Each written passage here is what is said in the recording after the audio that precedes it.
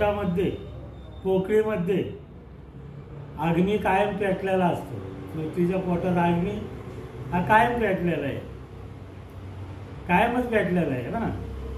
त्याचप्रमाणे सोने, चांदी, शिसे, लोखंड, पितळ, तांबा वगैरे सर्व पंचमहाभूते धातू बनून असतात. पृथ्वीच्या पोटाच्या आत पोकळीत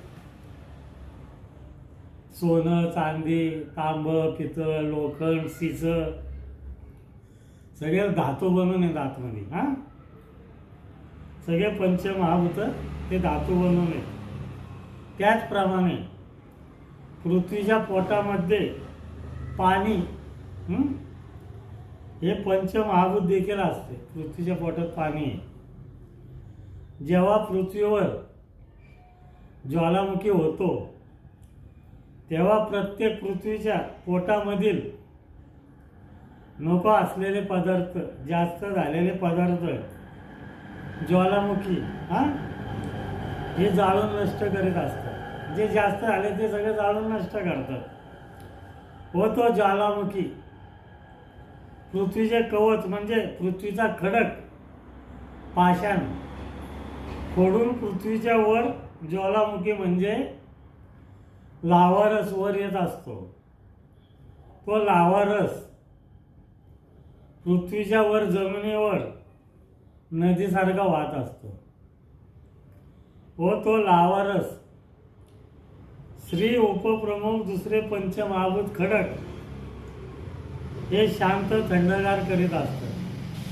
तो लावारस जो वाहतो नदीसारखा तो हे उपप्रमुख दुसरे पंचमहाभूत जे खडक आहेत ते तो लावारस शांत करतात, कडक करतात. त्याला तो लावारस थंड झाल्यावर त्या लावारसाचा खडक निर्माण करीत असतात.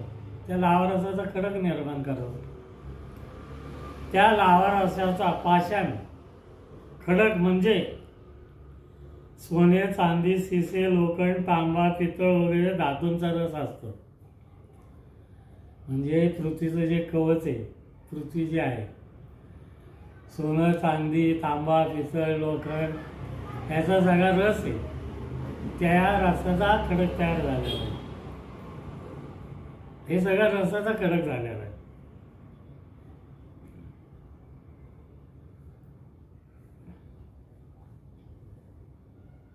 म्हणजे या सर्वाच्या रसापासून नाही का, सोनं, चांदी, लोखंड सगळं याच्या रसापासून